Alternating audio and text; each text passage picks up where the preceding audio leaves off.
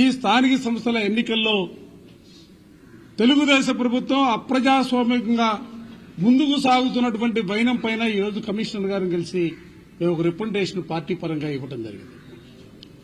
నేను ఒక్కటే సూటిగా అడగదలుచుకున్నాం. ఎందుకంటే కమిషనర్ గారికి కూడా చాలా స్పష్టంగా చెప్పాం. ఈ 10 స్థానిక సంస్థల్లో కూడా వైఎస్ఆర్ కాంగ్రెస్ పార్టీ గెలిచి వివిధ కారణాల చేత రాజీనామాలు చేయటమో లేకపోతే చనిపోయినటువంటి సందర్భాల్లోనూ జరుగుతున్నటువంటి ఉప ఎన్నికలు ఇవి. 10 చోట్ల కూడా వైఎస్ఆర్ కాంగ్రెస్ పార్టీ 90% పైచిలకు అభ్యర్థులు గెలిచినటువంటి సందర్భం కూడా ఉన్నటువంటి పరిస్థితులు. ఇటువంటి పరిస్థితుల్లో సంఖ్యాపరంగా తెలుగుదేశానికి గెలిచే అవకాశాలు ఎక్కడా కూడా లేనటువంటి పరిస్థితులు ఉన్నాయి. ఎందుకు చెప్తున్నా సంఖ్యాపరంగానే మాట ఎందుకు చెప్తున్నా ఈ మధ్యకాలంలో చంద్రబాబు నాయుడు గారు మాట్లాడుతూ ఉన్నారు. సంఖ్యాపరంగా మాకు బలం లేనటువంటి పరిస్థితుల్లోనే మేము ప్రలోభాలకు లోను చేయకూడదు, ప్రజాస్వామ్యాన్ని నమ్ముకున్నామనే రీతిలో శాసనమండలి ఎన్నికల్లో ఆయనే సాక్షాత్తు మాట్లాడినటువంటి పరిస్థితి సందర్భంగా గుర్తు చేస్తా ఉన్నాం. ఎందుకు ఇవాళ కక్కిరక్కుడికి ఆశపడుతున్నారని అడుగుతా ఉన్నాం. మీకు తెలుసు మీ అభ్యర్థులు లేరని, మీ క్యాండిడేట్లు లేరని, మీకు సంబంధించినటువంటి ప్రతినిధులు లేరని తెలిసినప్పుడు కూడా ఎందుకు ఎన్నికల్లో మీరు పోటీకి పెడతా ఉన్నారు? మీరు ప్రజాస్వామ్యాన్ని అపహాస్యం పాలు చేస్తారని అడుగుతా ఉన్నా. మేము అందుకనే ఇవాళ మాకు ఎన్నికల కమిషన్ దిక్కు, ఎందుకంటే ప్రజాస్వామ్యం అపహాస్యం పాలు చేసే రీతిలో కమిషనర్ గారికి చాలా స్పష్టంగా చెప్పాం. ఎన్నికల ప్రక్రియ నిజాయితీగా జరిపించాల్సినటువంటి అవసరం ఉంది. అభ్యర్థుల పేర్లు ప్రకటిస్తేనే ఇళ్లకెళ్లి ఇల్లుని బుల్డోజర్ సంస్కృతి వల్ల రాష్ట్రంలో అక్కడక్కడ దేశంలో అక్కడక్కడ వింటా ఉంటాం. బుల్డోజర్ సంస్కృతి ఈ రాష్ట్రంలో తిరిగి చంద్రబాబు నాయుడు గారి నేతృత్వంలో కూటమి ప్రభుత్వం ఇక్కడ కూడా బుల్డోజర్ సంస్కృతిని తీసుకొచ్చింది. ఆల్రెడీ బుల్డోజర్ తీసుకొని ఇళ్లు పలుకొడతారా, గోడలు కూలగొడతారా?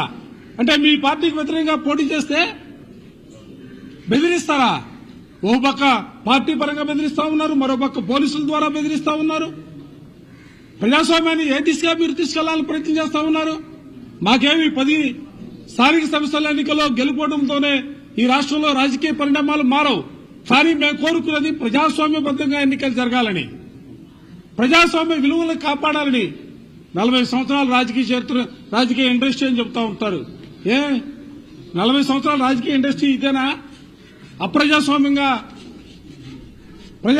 ఈ ఎన్నికల ప్రక్రియని అపహాస్యం పాలు చేసే రీతిలో, ఎందుకంటే డైవర్ట్ రాజకీయాల కోసం ఇవాళ తెలుగుదేశం చంద్రబాబు నాయుడు చేస్తున్నటువంటి ఈ ప్రక్రియలను ఆపాలి.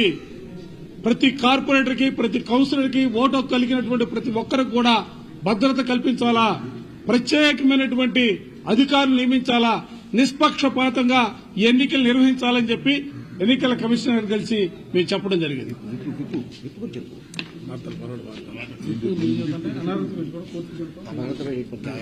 ఓకే, ఈరోజు వైఎస్ఆర్ కాంగ్రెస్ పార్టీకి సంబంధించినటువంటి ఒక ప్రతినిధి బృందం స్టేట్ ఎలక్షన్ కమిషన్ గారిని కలిసి ఒక రిప్రజెంటేషన్ ఇవ్వడం జరిగింది. దీనికి ప్రధానమైన కారణం ఏమిటంటే నిన్న తిరుపతిలో డిప్యూటీ మేయర్ ఎన్నిక సందర్భంగా జరిగినటువంటి అక్రమాల గురించి ఎలక్షన్ కమిషన్ గారికి వివరించేందుకు మేమందరం రావటం జరిగింది. 3వ తారీఖున తిరుపతిలో డిప్యూటీ మేయర్ ఎన్నిక జరగనున్నది. దానికి సంబంధించి శేఖర్ రెడ్డి అనే వ్యక్తిని ఒక కార్పొరేటర్ని మేము డిప్యూటీ మేయర్ అభ్యర్థిగా ప్రకటించడం జరిగింది. ఇంకా నామినేషన్ కూడా వేయలే. ప్రకటించగానే ఆయన మీద తీవ్రమైన ఒత్తిడి తీసుకొచ్చారు.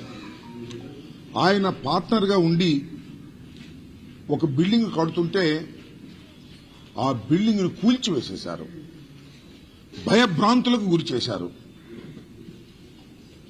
లీగల్ గా చట్ట ప్రకారంగా ఏదైనా ఒక భవంతిని కూల్చాలి అంటే దానికి లీగల్ నోటీస్ ఇవ్వాలి. కానీ ఏ విధమైన నోటీసు లేకోకుండా దారుణంగా, దుర్మార్గంగా పోలీస్ బందోబస్తును పెట్టుకుని ఆ బిల్డింగ్ ని కూల్చివేసి నువ్వు డిప్యూటీ మేయర్గా పోటీ చేయడానికి వీల్లేదని, ఇంకెవరైనా ఉంటే వారిని కూడా ఈ విధంగానే చేస్తామనేటువంటి మాట మాట్లాడుతున్నారు.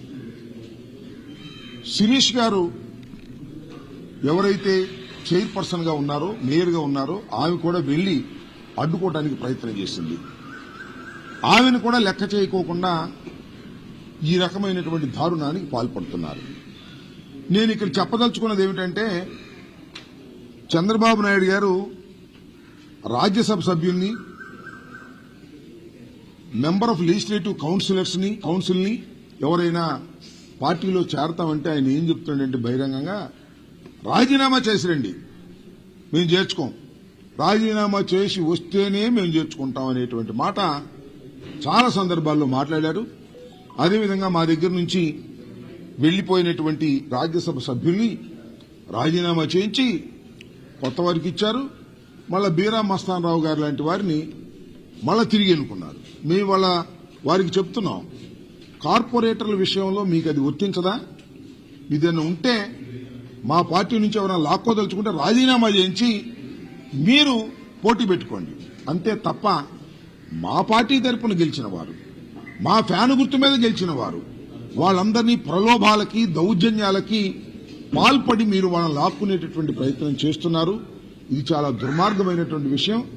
ఏదైతే నిన్న బిల్డింగ్ కూల్చారో శేఖర్ రెడ్డికి సంబంధించి, దాని మీద అవసరమైతే సుప్రీంకోర్టు కూడా వెళ్లి వారి మీద యాక్షన్ తీసుకుంటామని.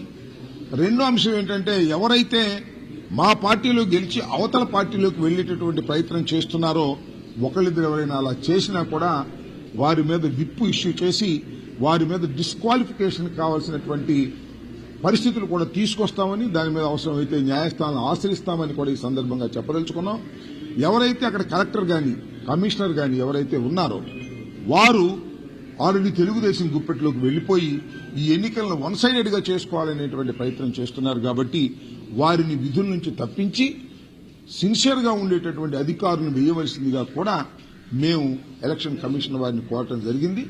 వారి యాక్షన్ మేరకు ఏం చేస్తారని ఎదురు చూస్తున్నాం. న్యాయం జరుగుతుందని భావిస్తున్నాం. ఇంకొక విషయం కూడా ఇక్కడ ప్రస్తావన చేయాలి, దీనికి సంబంధం లేకపోయినా,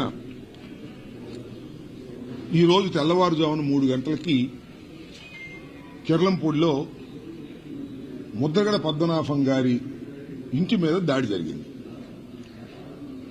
ఒక గుర్తు తెలియని వ్యక్తి, అప్పటికి గుర్తు తెలియని వ్యక్తి ఒక ట్రాక్టర్ తీసుకొచ్చి ముద్రగడ పద్మనాభం గారి ఇంటి గేటుని గుద్ది ప్రాంగణంలోకి ప్రవేశించి పోర్టికోలో ఉన్న కారుని ఈ ట్రాక్టర్తో గుద్దించి డ్యామేజ్ చేశారు. దాంతోపాటు అక్కడ రౌండ్లు వేసి ముద్రగడ పద్మనాభం గారి ఫ్లెక్సీలు, జగన్మోహన్ రెడ్డి గారి ఫ్లెక్సీలు, వారి అబ్బాయి గిరి ఫ్లెక్సీలు కూడా చించేసి ఒక అరాచకమైనటువంటి పరిస్థితిని సృష్టించారు. అతను ఎవరు ఏమిటి అని వెళ్లి అడిగితే, నేను పిఠాపురం ఎమ్మెల్యే గారి తాలూకా అని మాట్లాడుతూ ఉన్నాడు. నిజంగానే ఎంక్వైరీ చేస్తే పోలీసులు వచ్చారు.